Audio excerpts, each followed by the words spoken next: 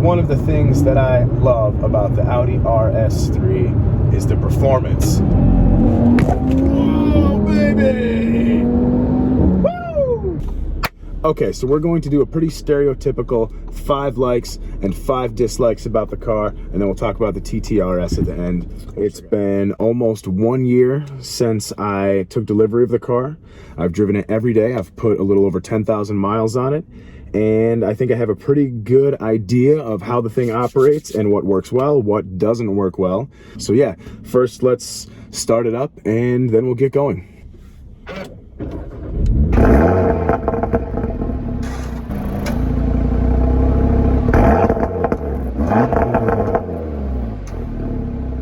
I even made a list for reference so that I can try to and ah my way through this less.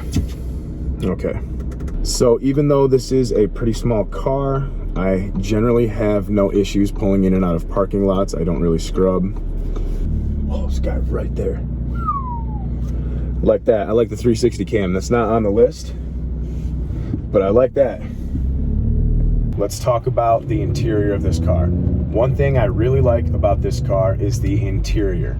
I specifically searched for a pre-2019 Audi RS3 because I wanted to make sure that I had a few options that later on got eliminated for like safety reasons and stuff like that. So one of the main things I wanted for the interior, which is really kind of minimal, and most people don't really care about it, was the infotainment system. You have the screen right here in the middle, and I think it's really distracting. It's handy, it handles all of the functions of the car, but it's really distracting, especially if you're trying to just have a driving experience. That thing is really distracting. At night, it's kind of bright and in your face, even though you can turn down the brightness.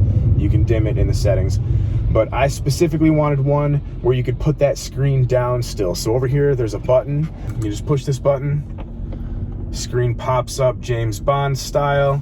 You can do all of your things. You can function through your driving modes. You have your media, you have your nav, and you can also just put it down, which is my favorite part. I think that the car looks best with the screen down. It's uniform, it's clean, it's not distracting. One more thing I wanted to mention about the interior is that the whole driver's cockpit here is super driver's focused. I feel like I'm in a car that's a much higher class than this. I know that the RS3 is a great car, but this whole cockpit feels really aggressive as well as refined, and then you just add some paddle shifters if that's to your styling, and you've got the perfect setup. Okay, a dislike for the car. Bouncing back to the infotainment system, about 25% of the time when you jump in the car, you go to hit your volume knob or work the infotainment, and it says that it's unavailable. It says currently unavailable, and it gives you the speaker with a slash through it. And no matter what you do, you can't access any volume or get that to work. So you have to reset the infotainment. System. So you click up and push down at the same time, and that actually resets the entire MMI system, and it begins to work just normally as it should. And it doesn't take that long. It takes maybe 15 to 20 seconds to reset, but it's something that you don't really want to have to deal with. I'm sure a software update could take care of that if I brought it to an Audi dealership. If anyone knows about that, actually, if you've had that issue and you know of a software update or a plugin that can just take care of that, that would be awesome. All right, so that's the infotainment system. Now let's talk about something that I don't like. Something that I don't like about this Gen RS3 is that, and I think this is the problem with most RS3s, if you're above 6 feet or above 200 pounds, it's not quite roomy enough to be a comfortable car. I mean, it works perfectly fine. You can see I'm sitting in it all right, but honestly, it's a little bit snug. My shoulders are, even though the seats are decent, they're a little bit outside of the bolsters, and it's just a little bit small if you're just a little bit above average. The thing that gets me the most when I'm driving is this little piece on the center console right here. It sticks up, and my driving gas leg and brake leg here just seem to bump into it all the time, and it actually creates kind of like a sore spot when you're on long trips. I know I'm being kind of a baby, but it's hard to find things that I don't like about this car, so we're already starting off with really small things. But this is one of them. That thing is annoying. I hit my knee off it if I'm aggressively driving, and I just think that probably could have been avoided. Even some padding on it or some leather covering would have made it better, but it just feels cheap, and it's right against my knee bone right there. So yeah, I don't like that. Okay, bouncing off from that, we're going to talk about a like for the car, which ironically is also the size. I know that the size was something I just complained about in the interior, but it's manageable, it's actually livable, and on the outside of the car, I love the size. It's small, it's compact, even though it's a 4-door, it's still very sporty and nimble, and I really like that it's a small car on the outside. It's easy to manage in and out of traffic, it's easy in and out of parking lots. I don't worry quite so much when I park the car that I'm going to get hit by other cars, because it just doesn't take up the whole spot.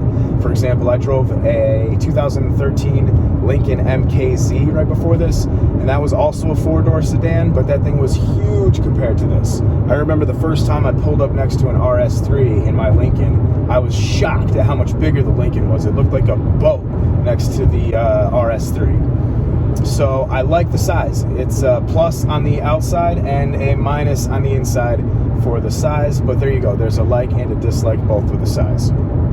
Okay, a dislike on the car, a major dislike. Come on now, I've got mechanical seats.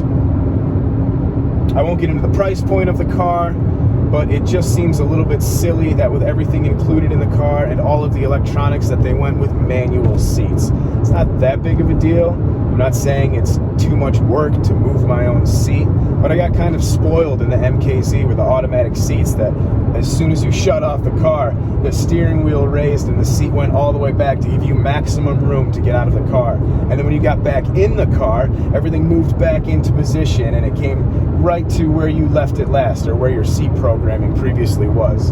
And that's a pretty spoiled way to live, but I did get used to that. And the fact that this has manual seats and they don't move at all is kind of annoying. When I go to jump in and out of the car quickly, I do hit my legs or my thigh or something on this steering wheel. I think that's another reason, or one of the reasons they went with the flat bottom. It looks cool, but it's also better for just getting in and out of the car. It's a little bit more accessible. So yeah, that is something that I don't like. Mechanical seats. You have electronic bolsters. You have a button to control your back support electronically, and you have heated seats, but manual bracket movement. So whatever, I can live with it though, because that brings me to a like of the car. And one of the things that I love about the Audi RS3 is the performance. Oh baby! Woo! Okay. Let me reset. All right. Yeah. Oh man, that never gets old. That was a second gear pull at about 45 to 55, and when you downshift into second like that and gas it, it does a little bit of a build up and it just hits like a freight train. The performance of this car is by far my favorite part or aspect of the car. The motor is great, it has tons of character, the 5-cylinder sounds awesome, way cooler than I thought it would. Everybody always referred to it as a baby V8, and I honestly didn't really like that because I didn't really feel like it was a proper comparison, the little RS3 to like the V10 R8. But I see what people are talking about. It's still no direct comparison. We're talking about much different beasts here. But the character of the 5-cylinder and the way it drives, paired with the 7-speed S-tronic dual clutch transmission, it really has not just a little bit, but I think a decent amount of the character that you would find in the R8 and other cars like it. The driving experience that you get from this car, I think, is unmatched for the price point. Now, I haven't been in a couple of models like the AMG Mercedes maybe, or some other equivalents, but I can speak from this car and just say that the driving experience far exceeds the price point of the car. Now, lots of people complain about the steering response, or the lack of steering response. And that's a fair argument. I'm sure you've seen other videos where people have talked about that, but I think that people are looking to critique in areas that are not the strong point of the car out of the box. If you are looking for the ultimate steering and driving experience, then I don't think you're looking for an all-wheel drive car. I think that's a complaint for most all-wheel drive cars. The Nissan GTR, the Nissan GTR, when it first came out, was like a record setter in every way. I think it was the first car, or one of the first cars, to break the 3-second 0 to 60. And on top of that, it was just a track slayer. But everybody that drove it said it was like driving a robot. They said it was completely numb and that the computers did everything for you. And so that just sounds like the characteristic of an all-wheel drive car, if you ask me. All right, I got somebody behind me, so I can't have any fun.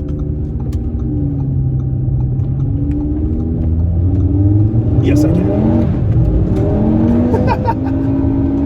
A little bit of understeer there, which is typical of all-wheel drive, but you just mash that throttle, and the RS3 actually does throw the rear end out quite nicely, especially on slick roads. Okay, let's see if I can pick up my train of thought here.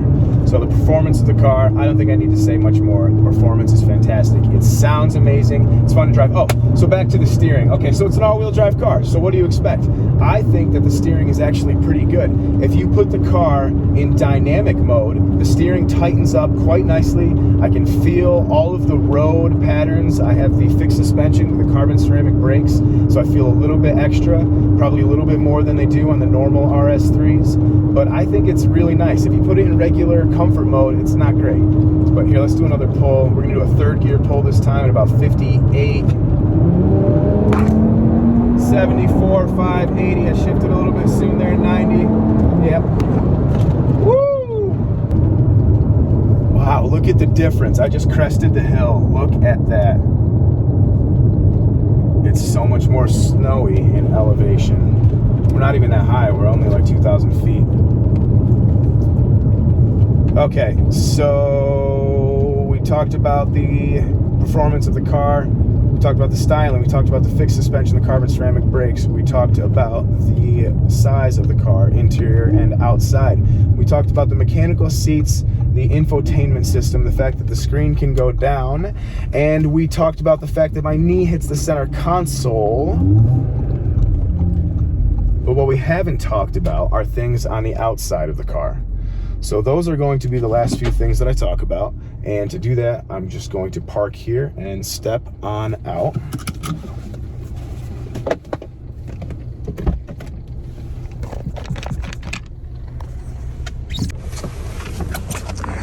Okay, you'll have to forgive me.